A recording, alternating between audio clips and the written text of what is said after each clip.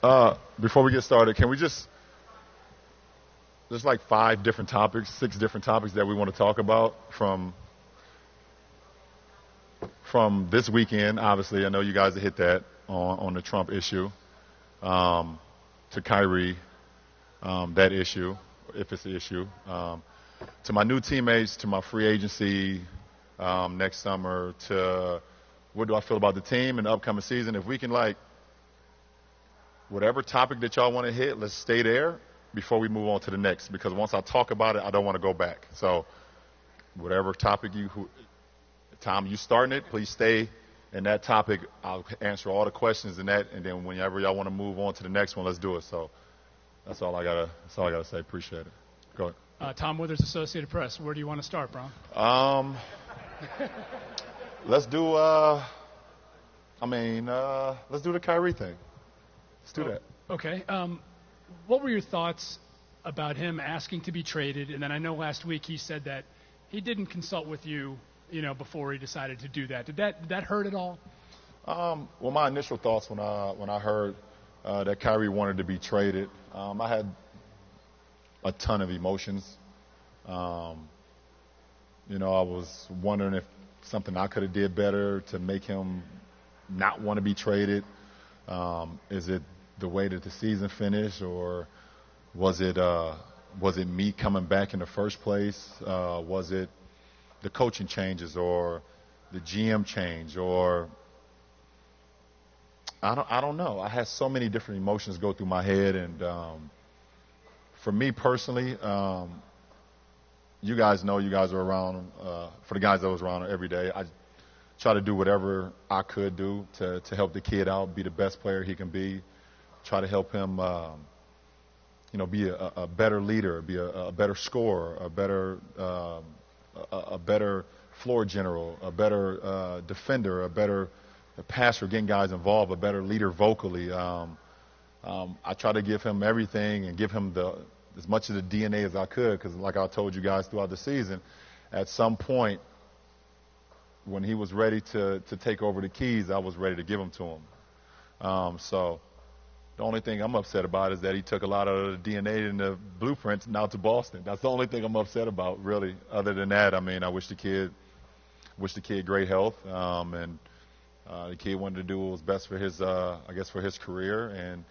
And I give credit to our GM, Kobe, and our to the ownership for granting that for him. So other than that, I don't really have much. I don't really have much more to say. Like I said, with so many different emotions.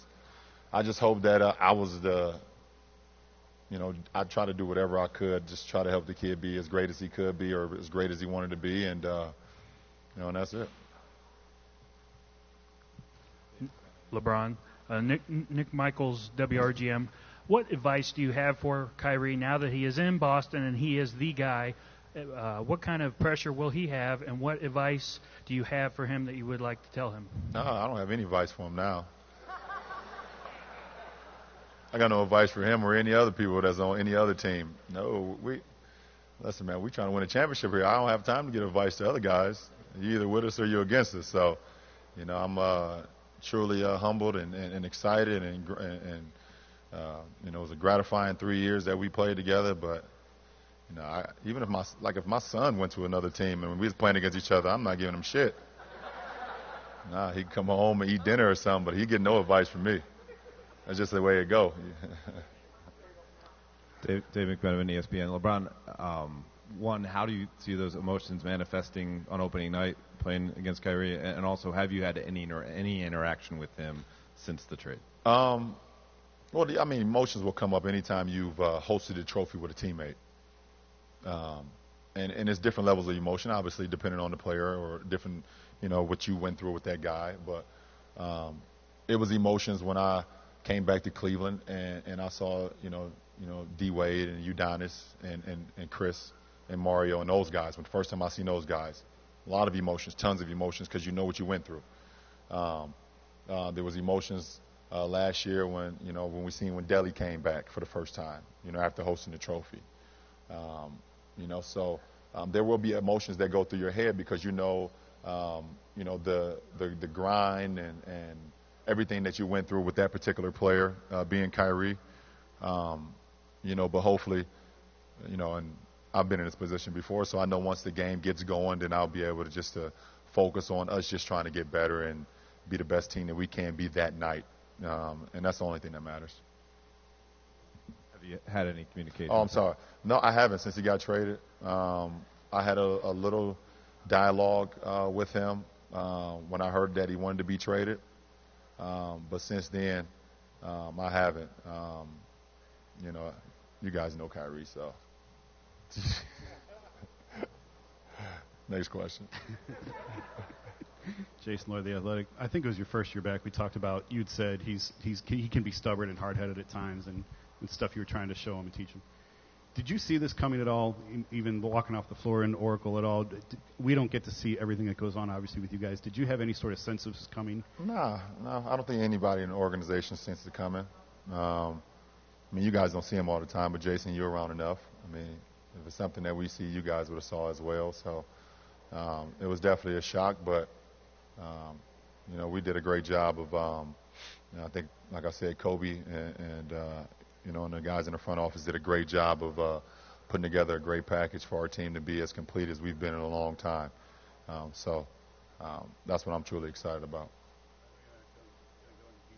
Of what was said with him, but you did have some sort of interaction with him. Was he at all receptive to you I assume you reached out to him. Was he at all receptive to that?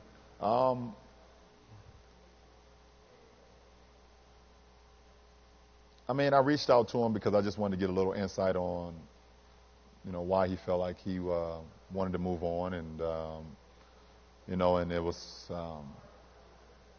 it was like I said, I had a lot of emotions in my head, but I'm one to always kind of reach out to someone and just see, from their vantage point of, because when I heard it from a third or fourth party, and I don't, so many things can be fabricated when you hear from different sources and different people, and obviously the word source in this world is the worst thing in the world, especially in the sports world. So I'm not a source guy, so I went straight to the guy. And he basically just let me know that was the direction he wanted to go in. And I was okay with that. It's a business. I understand that. And it doesn't stop me from leading this franchise and leading this team and going on about it. But I definitely wanted to just go right to him and ask him, and he clarified it for me, so I was at ease. Was that prior to us finding out? Was that prior to the world finding out? I don't know when you guys found out about it, to be honest. I spent a lot of time this summer with my son and their basketball tournaments and things of that nature, so when I hear about things, it's kind of shocking to me because I'm not even really on my phone that much as far as the media's perspective, because I kind of try to give it a break. But I don't know when you guys heard about it. But when I heard about it, I just went to the source. Joe Barton, Cleveland.com. LeBron, I'd like to shift the conversation to your future here. When you came back 3 years ago, and it was a euphoric time for you and everybody around you, but you said on several occasions that you intended to finish your career here, and I guess I wanted to approach it this way. Has that thought or feeling for you changed, and if so, why? It hasn't changed, and that's why I sit up here today, still in this uniform, still ready to lead this franchise to a championship, put us in a position where we can be successful. Obviously you guys know with me, and anytime I'm able to, either be a free agent or my contract is ending, then I'll approach that, when the summer comes.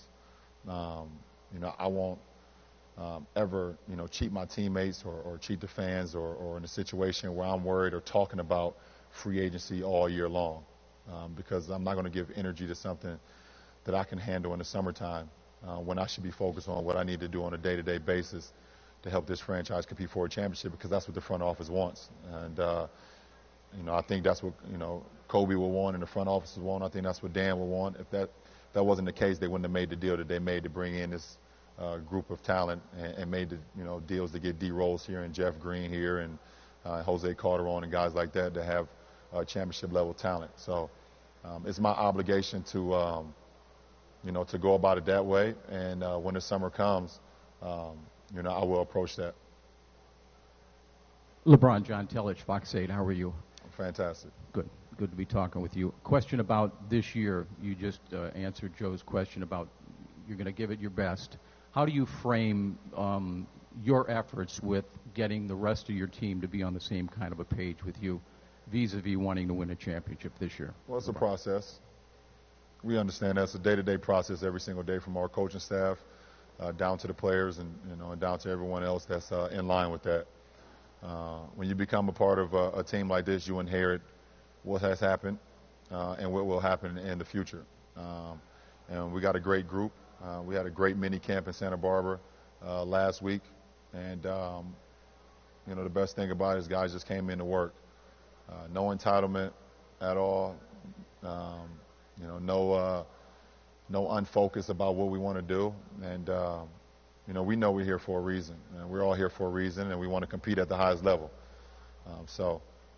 Our coaching staff will give us a game plan every single night like they always do, and it's up to us to go out and execute it. LeBron, Chris Fedor, Cleveland.com. You mentioned not putting energy towards something that's going to happen so far into the summer. Given the other two times that you've gone through this process, what, if anything, did you take from 2010, 2014 to make sure that during the season this kind of thing isn't a distraction? It's never been a distraction for me, personally. If you look back in 2010, I tried to put that team in a position to compete for a championship, and obviously we played extremely well throughout the regular season, and we ran into a team that was more talented than us in Boston, and they beat us, and in the same, in 2014, I was a part of a team to try to help them get to a place where, a lot of teams haven't been in and be able to three-peat, and we got all the way there, but it was a team that was playing and hitting at all cylinders better than us at that point in time in San Antonio. So my focus has always been there if you just go back and look at my game and look at my team. So I don't think anything would change. Jeff Shadell, News Herald. If I heard you correctly, when Joe asked you, he said that you said that you plan on finishing your career here. Was that correct? Did I hear that? And so if that's the case, then what is there really to decide next summer? Well, at the end of the day, I have a contract, and I will fill out that obligation, which I've always done. And if you guys know me, I don't know if you know me as much, but I've always handled it in the most business-like way, and I will do that with my team, and we'll handle that in the summertime, as we always have. LeBron, Kenny Rowe to WHBC. With this year's team, Dwayne Wade last night was granted his out of that contract with the Chicago Bulls. I'm in a very good mood, so I'm going to allow you to have a question, okay? All right, thanks. I'm in a very good mood. It's the start of a new season. I almost thought about just telling you to pass the mic, but it's media day. I'm in a great mood. I feel great. I'm excited about this team. I'm excited about everything that's going on, including every question y'all can ask me today. Yeah.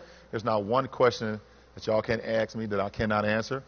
So I'm going to allow you to have one question, and that's it. All right, cool. I'm letting you know that may be it for the rest of the year, but go ahead. Okay, all right. You guys know I'm the same guy. I'm back, and I'm the same guy. You guys, go ahead. Go ahead, Kenny. Glad you're back. Go ahead. Dwayne Wade last night gets the buyout. He's a free agent. Is this somebody that you will reach out to? A lot of, different parts to the team this year. This could be another part that's added. Is this a player you're going to reach out to and talk to the front office about bringing to this team this year? I would love to have D. Wade a part of this team. I think he brings another championship DNA, a championship pedigree. It brings another playmaker to the team who, can get guys involved and can make plays and also just has a great, basketball mind. And, I think, it would be great to have him here. And, obviously, our front office has done some great things, throughout this summer. And, so obviously I've talked to D. Wade throughout the whole summer, and I probably will reach out to him as well, but it's not up to me. It's kind of up to D. Wade. If he can clear waivers, then it's up to our front office. But I hope that we can bring him here. I would love to have him. You're welcome. Brian Windhurst, ESPN. LeBron, your role is going to be different this year, because you may have to handle the ball a little bit more with Isaiah going to be out for a while. And it's gotten out that your workouts this summer were very intense, and that you, even though you come in at a very high level every year, that this year is even a higher level. So considering the changes in the team and the changes that you have to make, could we see a different type of player this year? How are you approaching it? I'm ready to go. I'm ready to go. It's one of the best off seasons I've had in my career, and I'm extremely excited. I think that what got me more excited about the game of basketball is actually being with my sons over the summer and watching their AAU games. And you've probably seen a couple videos when I was not nice dad throughout the course of some of those games. But that just, the basketball Jones and the basketball fever was put back in me early in July. And it's crazy to say that my 12-year-old and my 10-year-old can inspire me, and they did. And their teammates inspired me to get in the gym. And I know I always get better throughout the off season. I always work on my game and work on my body throughout the off season. But something was just different. Something was just different this off season, and hopefully I can. I'm not here to talk about it because that's not what I do. I put it on the floor. Your feelings on individual awards are well known. Way you finished in the ratings the last few years are well known. But with the differences in the league and the way the league has changed, there may be a window this year for you to maybe make a statement. Do you see that? I got a window? You have a window. Yeah. I don't like a window. You have an opportunity to maybe make a statement about where your game still is. Where my game still is? I don't know. The fact that I come up here and talk about free agency lets me know where my game is. Does that make sense? If I wasn't that good, I don't think we'd be talking about it. LeBron, Tony Zarella, Cleveland 19. If I could shift gears now to the sports and politics continuing to collide. For sure. We're seeing more and more groups, but in actually more peaceful, larger groups in the NFL, certainly. Yeah. You spoke out the other day. Are you hopeful that positive change is coming, or do you feel the divide is growing greater? Well, first of all, I salute, like I said yesterday, if you guys see my social media platform, I salute the NFL, the coaches, the players, the owners, the fans, everyone that had anything or any association with the NFL yesterday. It was unbelievable. It was solidarity, and there was no divide. There's no divide, even from that guy that continues to try to divide us as people. And like I said on one of my social media platforms a couple days ago, the thing that kind of frustrated me and pissed me off a little bit is the fact that he's now he used sport. He used the sports platform to try to divide us. And sports is so amazing what sports can do for everyone, no matter the shape or size or race or ethnicity or religion or whatever. People find teams, people find players, people find colors because of sport, and they just gravitate towards that, and it just make them so happy. And it brings people together like none other. And I'm not going to let, while I have this platform, to let one individual, no matter the power, no matter the impact that he should have or she should have, ever use sport as a platform to divide us. And then you go to the other side, and when you don't talk about sports, and they try to divide us from that side as well.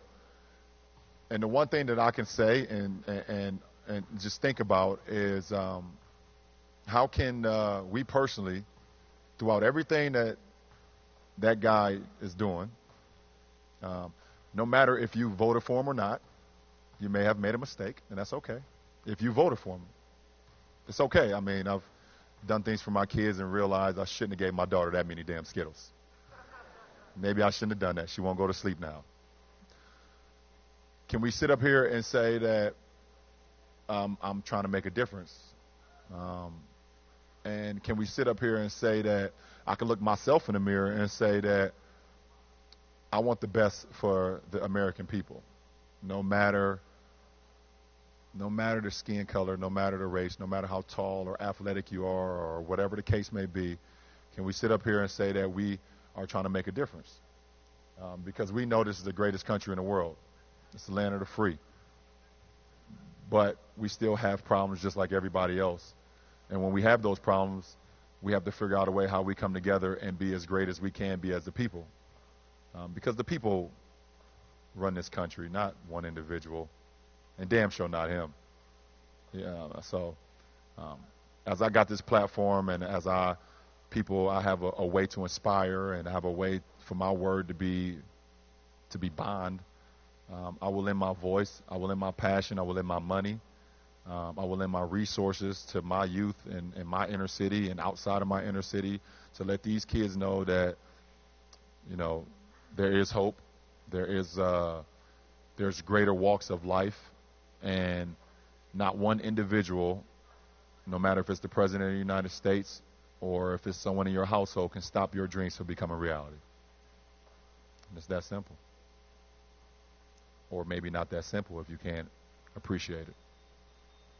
Hey, Bron, Tom Withers, AP again. Is there any regret that you got into a name-calling situation with the president? No. A name calling? What'd I say? Let me hear you say it. Called him a bum. It's not a name call. It's no, you bum. Me and my friends call each other that all the time. I'm not his friend though. I don't want to see that on the note. He's not my friend. Hey, no, that was the first thing that when I woke up and saw what he said about Steph Curry. First of all, it's so funny because it's like you invite me to your party, right? But matter of fact, it's not like you invited me. It's almost like, Tom, hey, I'm not going to be able to make it. I'm not coming. And then you'd be like, hey, LeBron, guess what? You're not invited. I wasn't coming anyways. So that was funny to me when I woke up and saw that. So my first initial response was, you bum. I can't. First of all, you don't understand the magnitude, and you don't understand. He doesn't understand the power that he has for being the leader of this beautiful country. He doesn't understand how many kids, no matter the race, look up to the President of the United States for guidance, for leadership, for words of encouragement. He doesn't understand that. And that's what makes me more sick than anything, that we have someone this is the number one position in the world. Do you guys agree? Being the President of the United States is the most powerful position in the world. I don't know of another one. And if you can find one, let me know. It's the most powerful position in the world.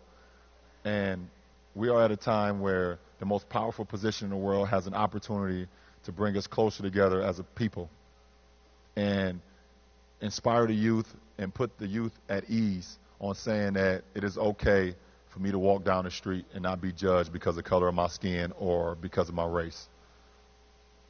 And he has no recollection of that. And he doesn't even care. Maybe he does, but he doesn't care.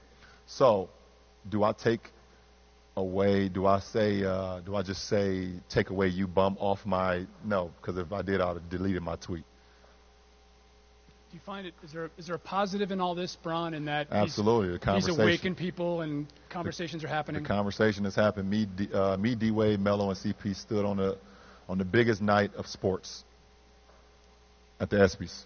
Stood on the stage. That's the biggest night in sports where all our colleagues from all over the world, all the sports champions and people who've been praised all over the world for their accomplishment over that last year. And we stood on stage and we understood the magnitude that we were headed into. So I love the fact that the conversation has started. I watched Sunday Countdown yesterday at 10 o'clock. And for the first 20 minutes, Charles Woodson, Rex Ryan, Randy Moss, those guys all sat up there and talked about it for 30 minutes. And Rex Ryan, if you guys saw it, said he supported Trump in the beginning. And he voted for Trump and gave Trump money and actually had a rally for Trump. And he said he don't know if he made the right choice. So the conversation is being had. LeBron, Scott Sargent, WFNY. You started off your kind of presentation about the unifying measures in the NFL and how proud you were to see that. A lot can change between now and October 17th, but do you foresee anything like that trickling down through the NBA? I wouldn't be surprised. I wouldn't be surprised if something trickled down to the NBA if no change happened between now and the 17th. So I wouldn't be surprised. Steve Ashburner, NBA.com. You live and work in a state in which the majority of voters voted for the current president, many of whom probably had valid reasons beyond his Twitter account or his social graces. How do you reconcile having called that choice a mistake, that many of those people are also Cavaliers fans? Well, I mean, that's a great question.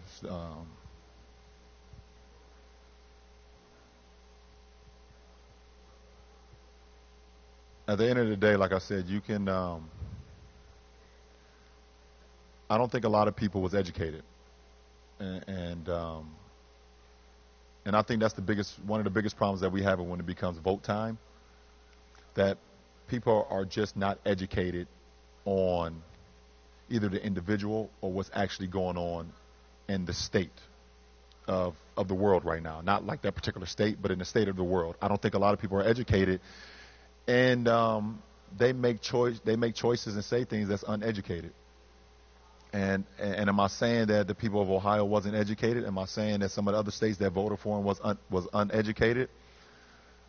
They could have been or they could not have been, but that doesn't mean that it was the right choice. I mean, you can go back into the history of time of sports and say the same thing because we keep bringing sports and politics into it. So you can look back at some of the greatest drafts of all time and say that, okay, did the Trailblazers make the right choice when they took Sam Bowie? I mean, can we all sit up here and say that they should have took Michael Jordan? Yes or no? So, for me as a professional athlete in this state, and even though this state voted for Trump, that doesn't stop me inspiring the people of this state and inspiring the youth. Because I would be even more at wrong if I started to down the people of Ohio. That makes zero sense. My job and my calling is much bigger than that guy. I don't even like saying his name. So while I have this platform, I will continue to inspire the state of Ohio, not only by what I do on the floor, but also by putting 1,300 kids in the school and spending almost $45 million. LeBron, Harry Boomer, Channel 19, how are you? Fantastic. Good to see you. Good to see you, too. Question for you. You drawn a long line of African-American athletes, Kareem Abdul-Jabbar, Muhammad Ali, in speaking out. There have been others who have supposedly looked at the bottom line and said it is not advantageous for me dollar-wise to speak up and speak out on issues that could be divisive. Your thoughts on the monetary aspect of if you think you might lose some money, or do you really care about that at this point? I can only speak for myself. I can't speak for none other. I definitely know the people that's paved the way for myself today. And you talk about guys like, Muhammad Ali and Jim Brown and Kareem Abdul-Jabbar and Bill Russell, Jesse Owens, Jackie Robinson, Austin Carr. These guys paved the way for guys like myself where I can feel confident about my words. I can feel confident about what I say, and hopefully that it hits home for somebody.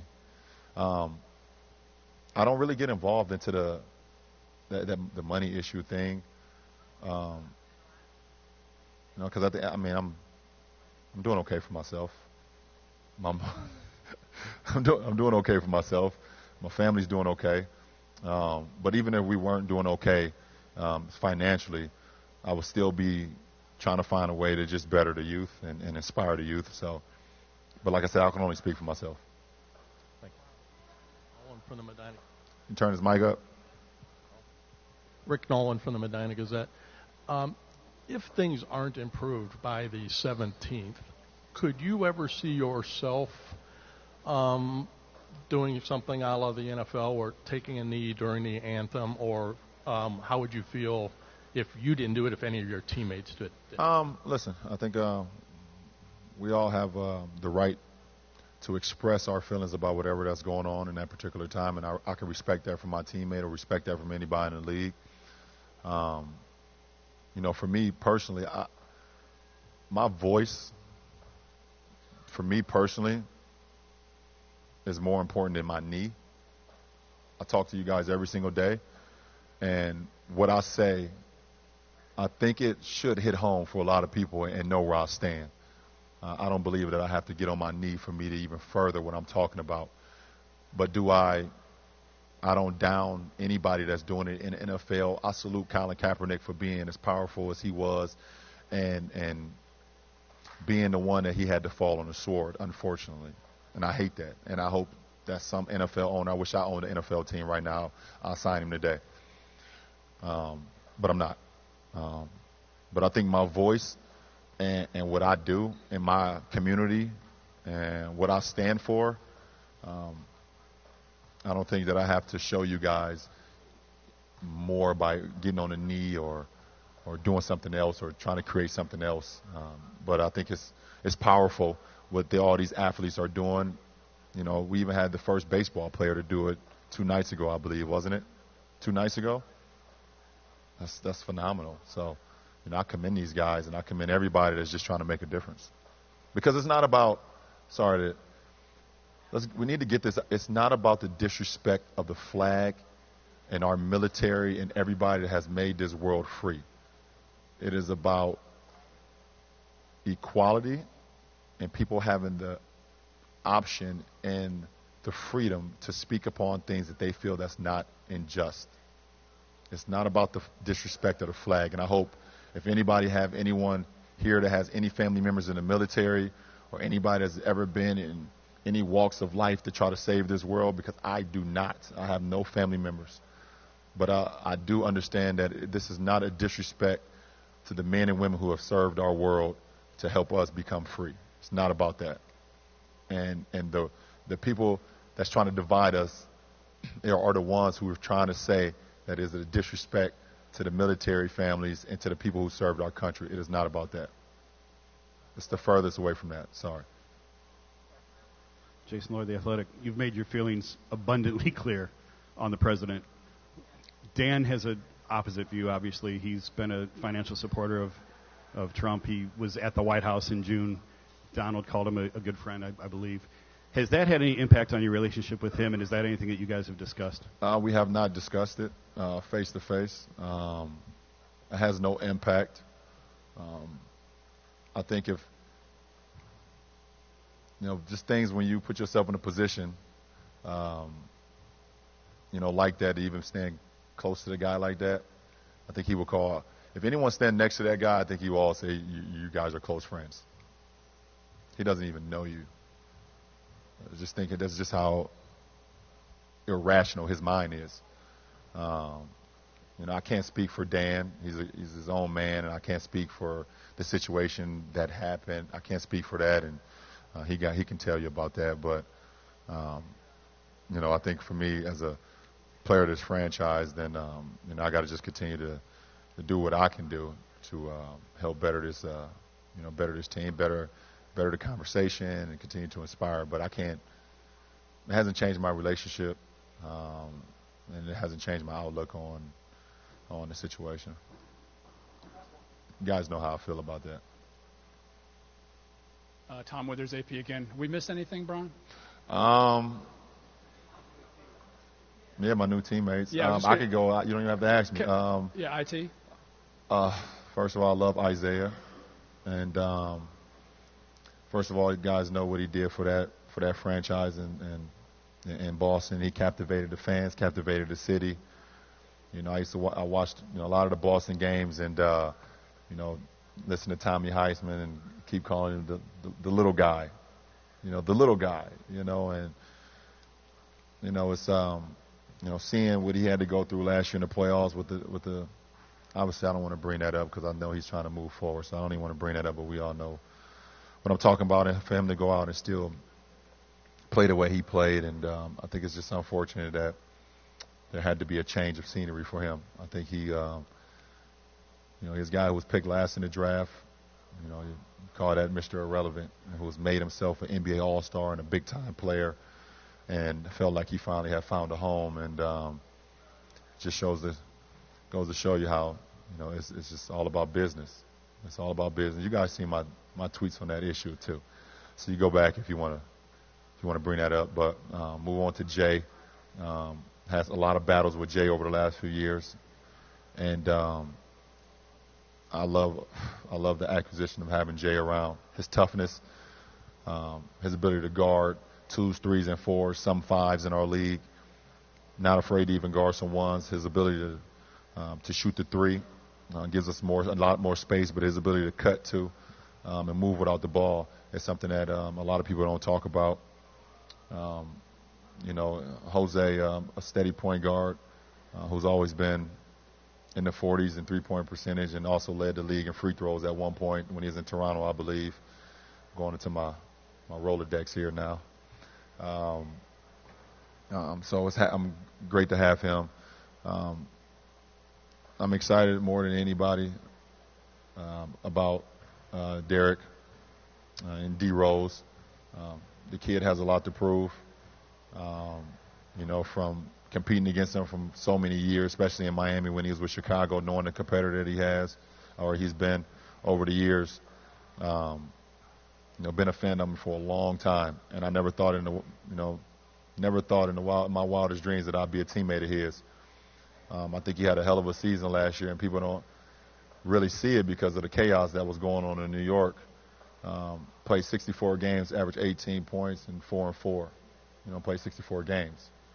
And I'm excited to have him here because I want people to know that D Rose can still play the game at a high level. Jeff Green, I'm happy to have him.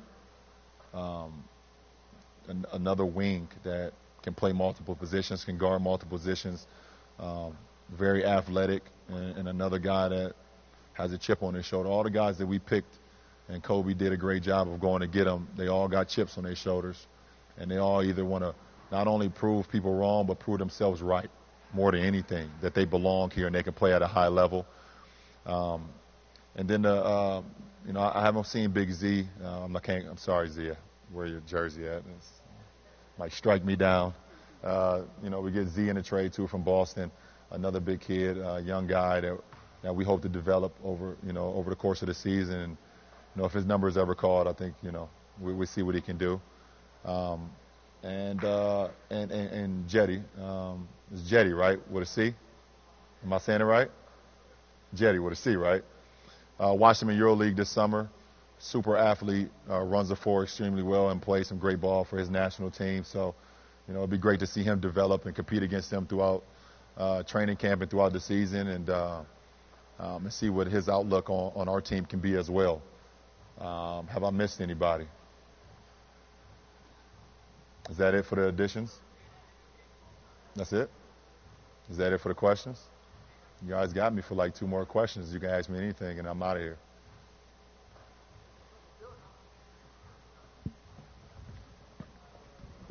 David Glazier from News Herald and Morning Journal. Theoretically, and I know everything has to play out through training camp and the regular season, but theoretically, could the rebalancing of the offense with the departure of Kyrie and the new arrivals in some way benefit the other guy in the big three who's still here, Kevin Love? And how do you see the offense remixing with Kevin in there this season? You know what? I love the fact that he doesn't get talked about. It's the same way Chris Bosh was. Never got talked about. And at the end of the day, you look at the end of the stats and you see the impact that they made on the game, on both sides. Kevin Love may be lost in the grand scheme of things in the media, or because he's not flashy, or whatever the case may be, but he's nowhere near lost in the grand scheme of what we need to do to win a championship this year.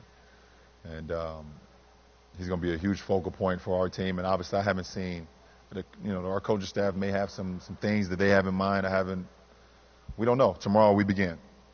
But I bet he will be a huge focal point of our team. So I'm happy extremely happy he's still part of this franchise. Marla Ridenour, Akron Beacon Journal. I'm just the changing NBA landscape and everything that happened over the summer. Were you taken aback or surprised or anything? I really wasn't. I spent so much time with my boys and my daughter this summer. I mean, I've seen things when it came across. Sometimes they come across my phone. Some of my notifications weren't turned off. And I was like, what the hell? I don't watch SportsCenter. I really don't watch sports talks or sports shows, or it's not just SportsCenter. I don't single you guys out, but I don't watch none of that stuff, so I never see the ticker or whatever that's called.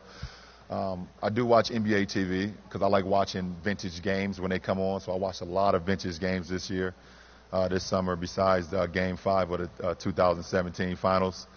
That's the only game I didn't watch. So I've seen a lot of the things going on, and I knew we were in play for a few guys and things of that nature that didn't happen. And I kind of just moved on. I really didn't invest too much into it. I really don't get involved into fantasy basketball. When I know something is official, then I get really excited. And other than that, I just kind of keep it even keel because I've seen so many things go both ways. You feel like you got a player, or you feel like this player's going there, and then the last minute something happens and you're like, so. But other than that, I really didn't get too invested into this summer. I think the game, one thing I can say, this is the best NBA offseason I've ever seen. And I've been watching the NBA for 27 years, and I've been a part of the NBA for now 15 years, and it's probably the best NBA offseason that I've ever seen. And I wasn't a part of it that much. That's a pretty cool thing.